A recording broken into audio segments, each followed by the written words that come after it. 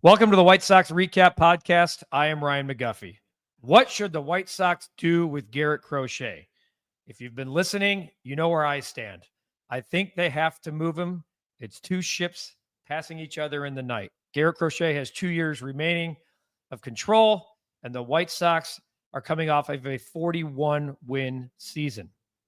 But should they consider extending him? We're going to give you both sides of the spectrum when Brian Anderson joins me to discuss, should the White Sox trade Garrett Crochet?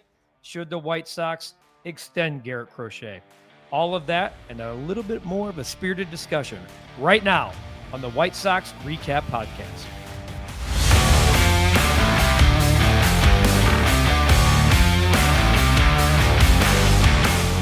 Look at who's back on the podcast. BA, after a couple of episodes of getting the high rollers of Bruce Bochy and Will Venable in the saddle, I get the guy that I actually care about the most sitting next to me, or at least on screen next to me. BA, what's up, my man? How you been?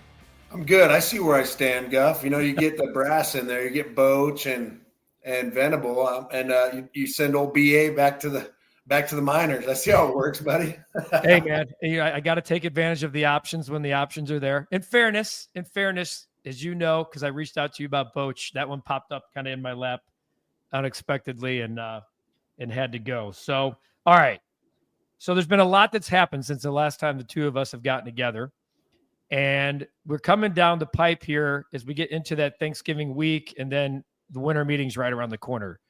The White Sox have hired Will Venable. They've introduced him a few times.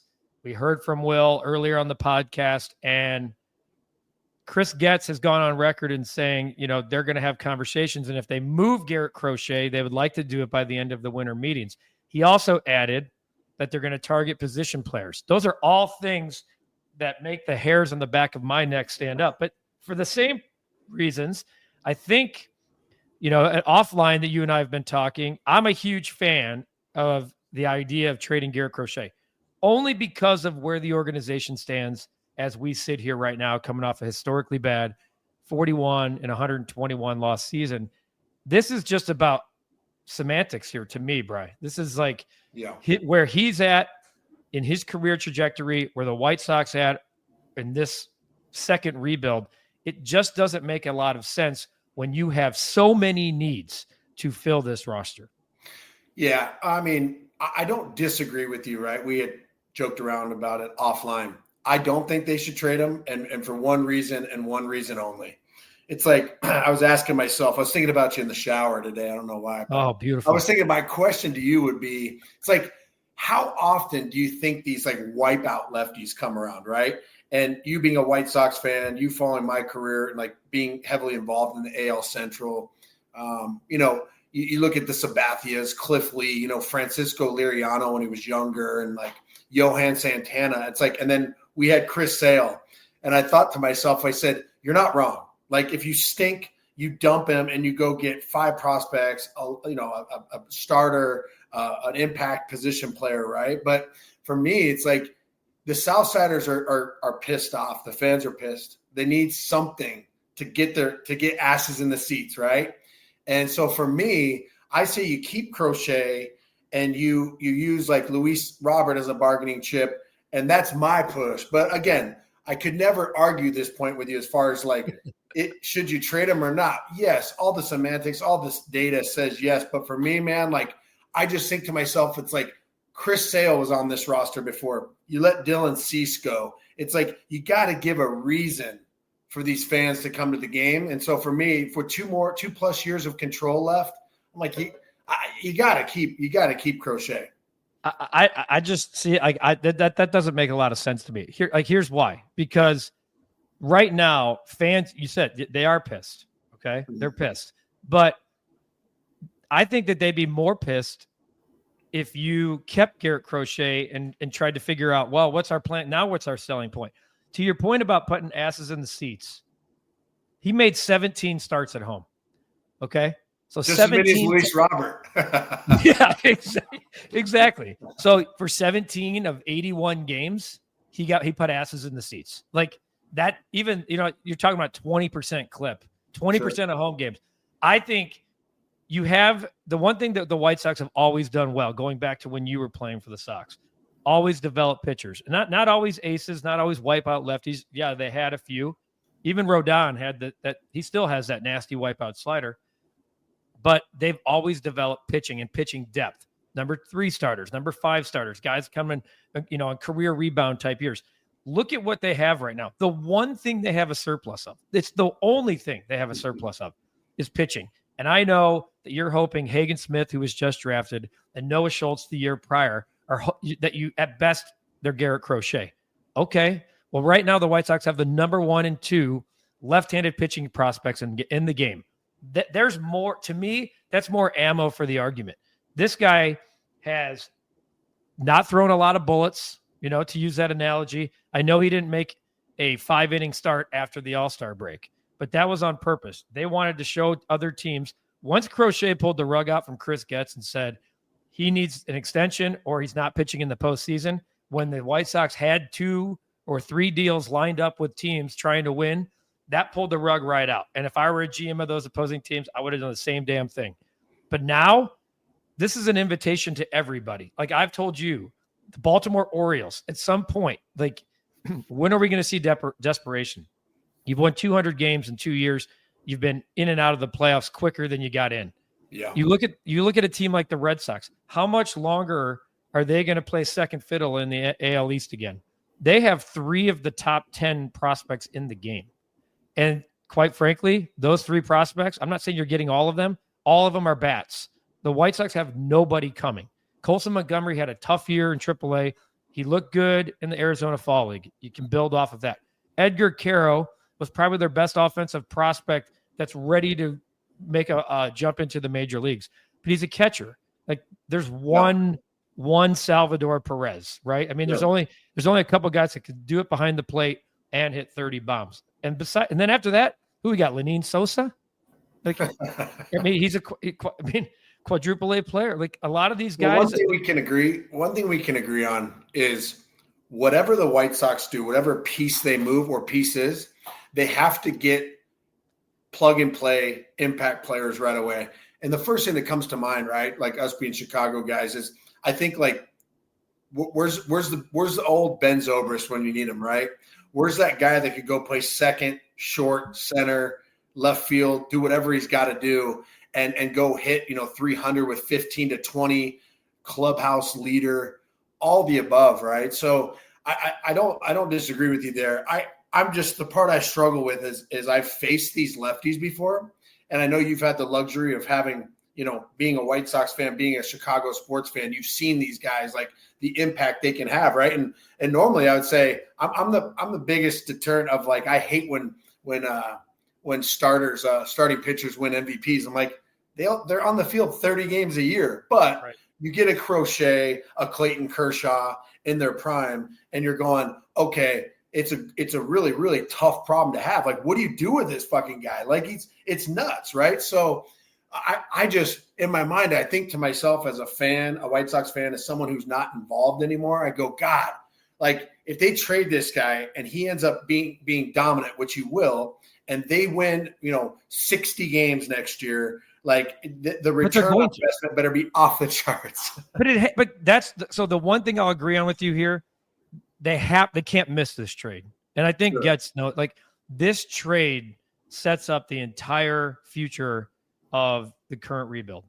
And if you mess it up, and if it looks like the return on the investment of the Chris Sale trade, which was Yoel Moncada, who we know flatlined, and Kopech, we never saw the highs of the Michael Kopech era, then it's a bust. And then you're sitting back here in 7 years going, what the hell did we do when we had the most coveted pitcher in baseball?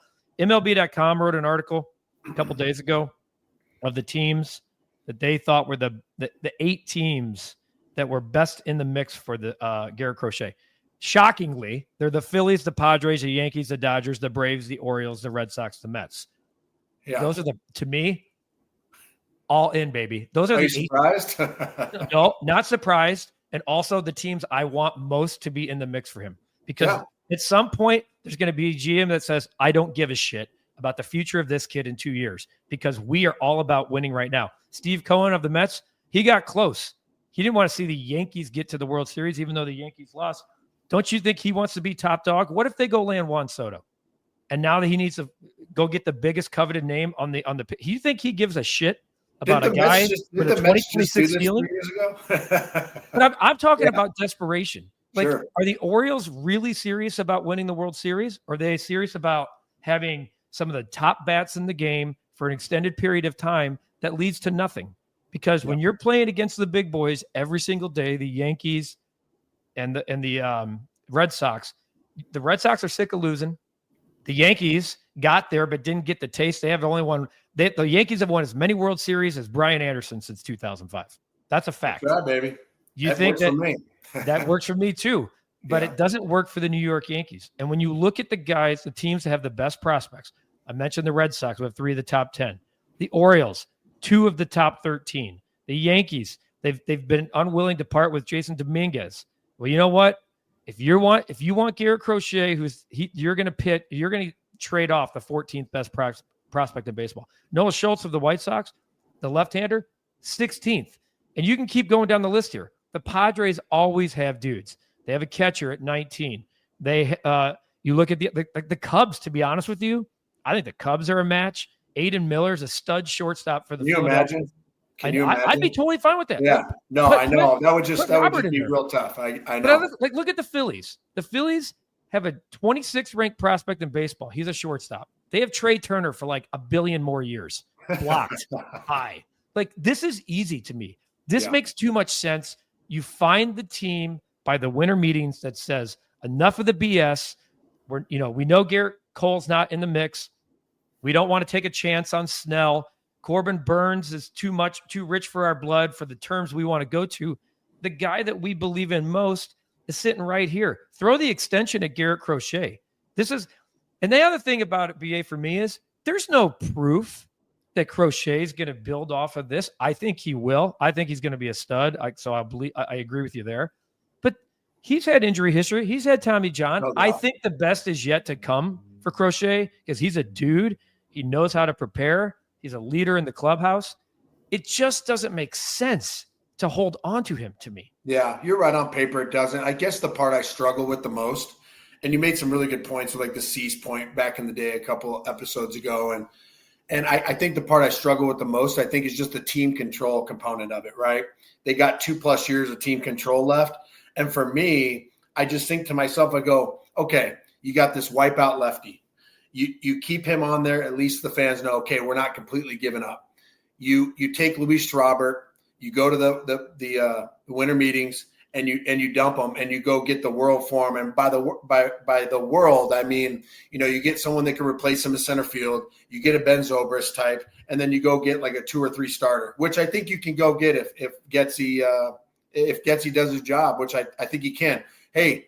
People talk about Getzy and, the Ross School of Business over at Michigan, man. It's going to be put to the test this year because this is what they're paying him to do. This is the part of the GM that sucks. Being a GM is fun, but it sucks too. You've got this unbelievable trade chip, right? And everyone thinks like, how do you not do this? Well, you and I sitting here today as just fans of the game, you know why? Because if he goes over to Boston or goes to the Cubs, God forbid, and is 19-6 with a 1.8 ERA, and they win the division, I don't care. For Getz's head, I don't care. Why do people care if they got what if you want to talk about the Cubs? To me, like that's just old news at this point. Like when the White Sox won the World Series in 2005 and the Cubs actually, to me, it was all about 2005. So when the White Sox won the World Series of 2005, I no longer cared about who was first to get to the finish line. The White Sox did it. When the Cubs won in 2016, it ended everything for me. Enough of the bullshit about you can't trade with the North Side. The North Side can't. No, it happened. Doesn't bother me either. I agree. That doesn't. This is about where, like, I'm going to paint you a picture here. Let's say the White Sox did trade him to the Cubs and got Matt Shaw and Owen Cassidy, the Cubs' 2 top offensive prospects, 2 of the top 34 in the game, and both of them came here. One was an all-star, perennial all-star, and one was just a dude who was an above-average player, and you plugged and played him for 5 years, and you took care of 2/9 of your lineup every single day. That's a great trade. Sure. That's a great trade. Not to mention you have Benintendi and you have, Andrew Vaughn over there, which is a little off topic, but, we discussed it, in past episodes and just offline, is like, that's 220 home run guys in the middle of the lineup. You get a Matt Shaw, which, to your point, you trade with the Cubs, you have to get Matt Shaw. I mean, I got a chance to watch him play in the Big Ten when he was at Maryland, and his head coach at Maryland rant and raves about him. So that is a non-negotiable. He has to be in that trade. But I think he's a plug and play next year. And then you add, Andrew Vaughn, hopefully he can boost his average up to 270, 280, get 25 pumps. Benintendi, I think, has more in the tank average-wise, but, he turns it around, plays, and we'll call it an average left field. But you get him in left field hitting 270 with 20 and 65 to 80 RBIs. You're talking a completely different ballgame, and I agree. But to your point about Crochet, I'm either trade Robert, leave Crochet there, or get rid of both of them. I just don't think you can keep both those guys. Like, if you're going to get rid of Crochet, you get rid of Robert too. And you just say, hey, we're going to go young with a couple veteran presence in the clubhouse, and we're going to hope to not have triple-digit losses and build. The only way I do agree with you on that, but I think the only way to get max value for Robert at this point is if you package him with Crochet, because you're coming off, you have the outlier. The outlier, unfortunately, is that 38 homer season with 30 plus doubles. That's the outlier because he got to 100 games played this year, the second time he's ever gotten to 100 I don't games. believe it. I don't buy it. I know. That was a body double. That was a body double out there. Yeah. Man. So I'm telling you that if I'm a GM, the only thing that's intriguing about Robert is the juiciness of a 1-year prove it deal, because he's got two options on the back end of that, and it's a $15 million gamble. And if you have four dudes in your lineup already, like the Braves come to mind, if you have guys you can rely on all the time and just let Robert go out there and be a Gold Glover, and whatever he does, that's a win. The other alternative is, Ryan Fuller just got hired for the White Sox as director of hitting. Sure. Right. Is that from Baltimore? Which is a new title. I've heard what he's had to say. I heard Chuck had him on my old employer's podcast. I guess my old partner. By the way, the White Sox hired me for a different role. It's called "Stay the Hell Away from Our Organization." I'm the director of. Director of Stay the Hell Away. I don't know if that's a good idea. But maybe a guy like Fuller can change the way Luis Robert, impact. The guy's got a high strikeout rate. He uses his upper half. I heard him talking about upper half versus lower half. We've heard, to me, like all of that stuff just gets thrown in a blender at some point, and it's just noise. So maybe Robert is best suited for a deadline move. But again, I think I'm with you. I think you move them both. You try to, and Crochet's the crown jewel. And you look at the teams. What's funny about this article from MLB? It's like you look at each of their teams and they go through. It's like, is Crochet a match? And it's like, the Phillies made a hard push for Crochet, but he'd be the perfect guy. What the kind of question is that? Like, sensible match fit. On I know. Every team. The Yankees made a pitch for Crochet at the deadline. Now they're willing to move Dominguez. You can never have enough pitching. The Dodgers didn't have enough.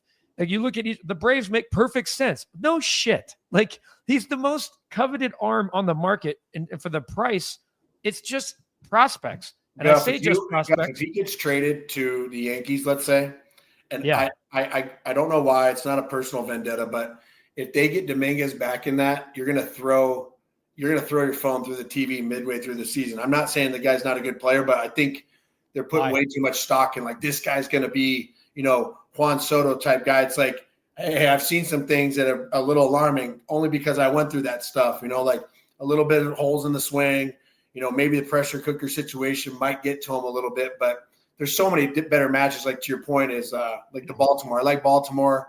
I like Kobe Mayo. Like, can we get Kobe Mayo here, please? Yeah, Boston 6'5", is a great 230. matchup. Don't Boston. Yeah, Boston might make the most sense, to be honest with you, of everything. But to your point about Dominguez, for those who haven't seen him, he's a switch hitter. I like that. What I don't like, he's 5'9", 180. Hi, Ryan McGuffey, 5'9". So I've never been confused for a top-level prospect. Never been confused for a top-level prospect.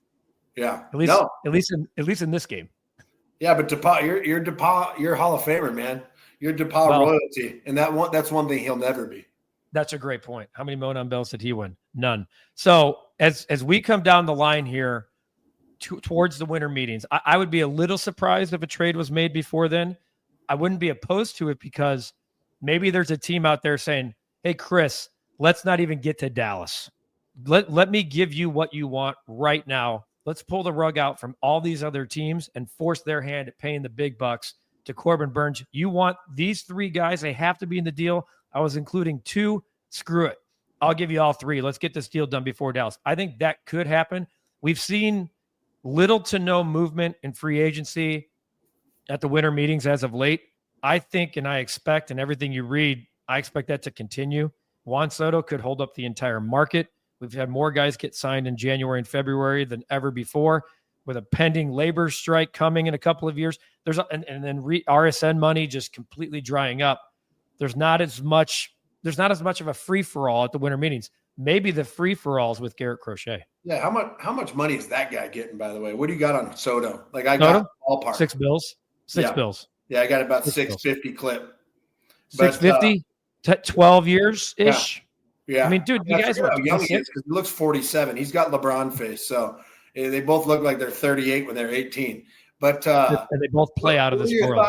What are your thoughts on a Crochet before the trade deadline deal? What are your thoughts about, as a fan, how do you perceive this if the White Sox hold on to Luis Robert, they go spend a little money or a lot of money for them, maybe $30 million on a free agent signed position player and an arm? How do you feel about them hanging on? Did you see the White Sox spending money? Did you just come on? Hey, Jared, I heard this is the White Sox. Hey, wake up! It's the White Sox recap podcast here. Okay, they've lost 222 games in 2 years, and you're sitting there about. Did you just say something about spending $30 million? Yeah, I think Jerry's going to pull out the black card, man. He's going to spend about $27 million on 3 different guys. It's going to be fine. $27 million on okay, all right. I guess it's 5:00 somewhere, and you are allowed to drink whenever the hell you want. But I feel like I need to go get the stiffest Bloody Mary that I've had in a long time now, because now here's what to your point about trading Crochet at the deadline. Every 5 days is a bigger gamble, and the price goes down with each start he makes. And if no top 100 prospects were traded at the deadline this year, what do you expect at the deadline next year?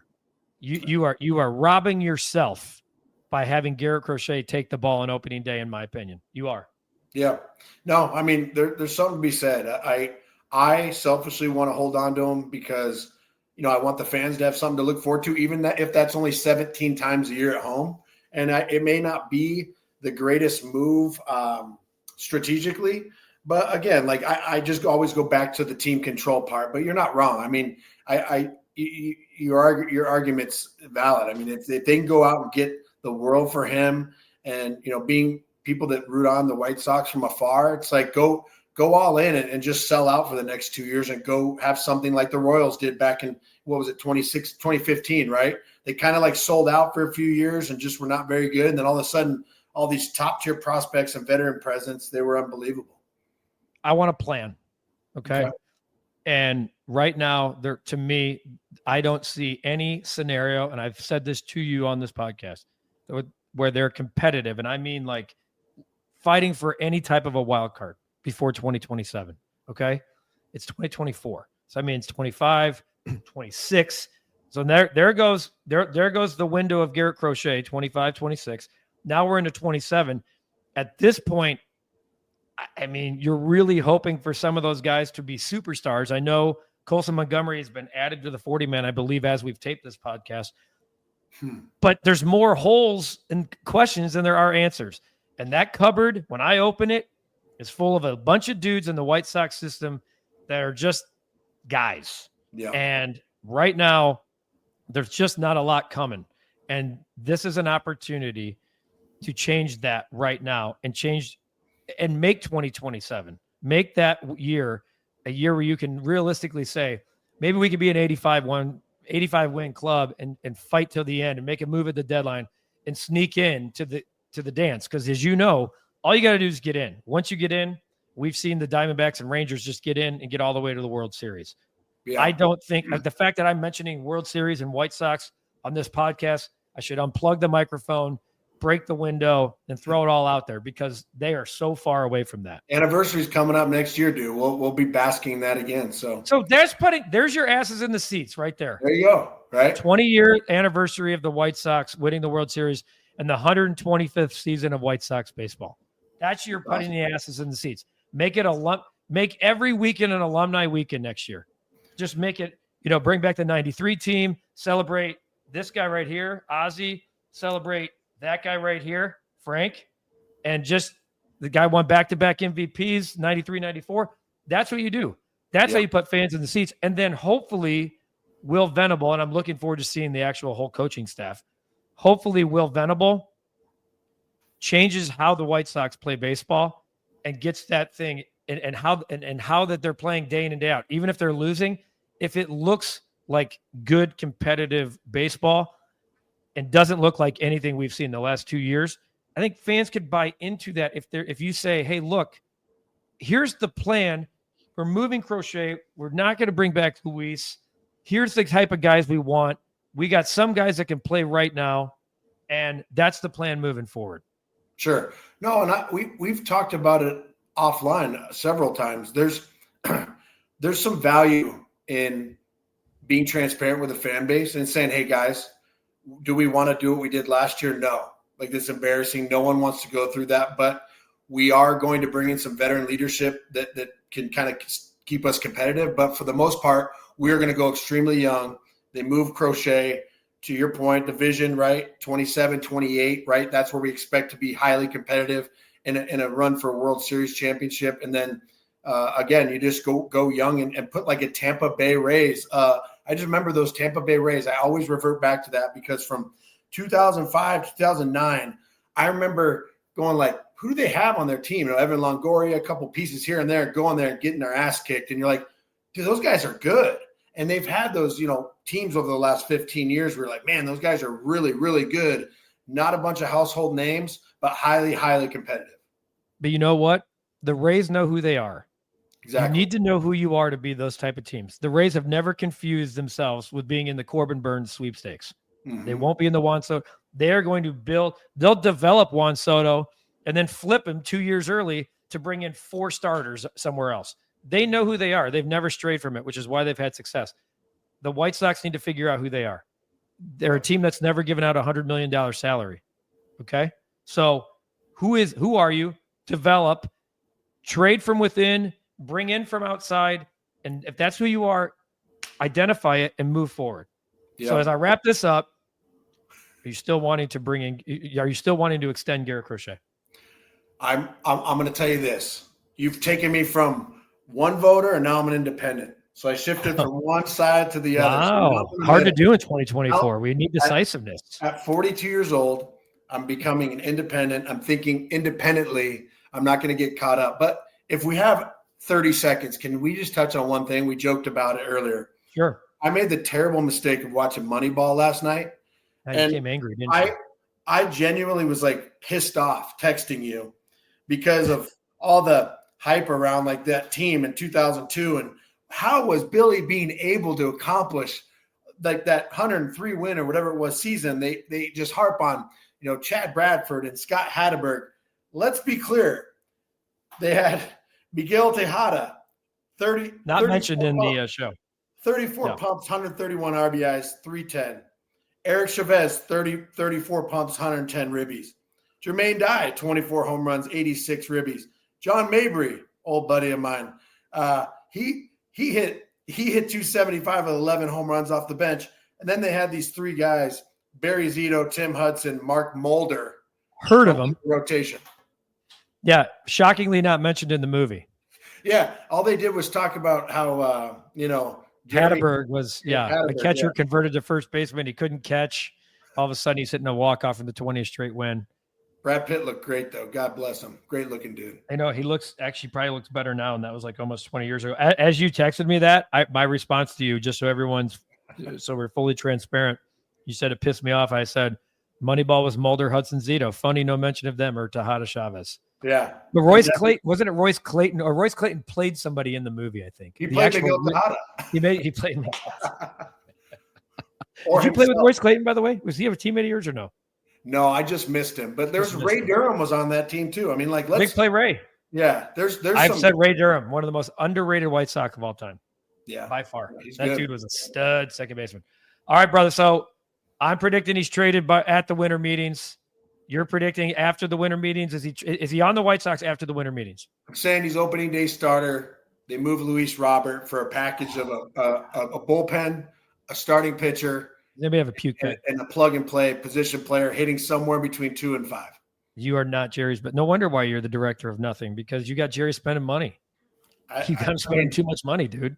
The baseball is spoken. It's done. It's done with me, man.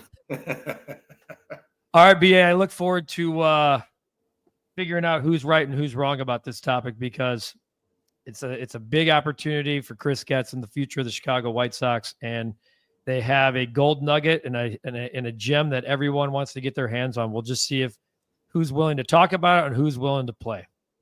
Stay tuned, right? This has been the White Sox Recap Podcast for my guy, Brian Anderson. I am Ryan McGuffey, and we will see you, and you can listen next time here on the Recap Network and anywhere you download and subscribe to podcast.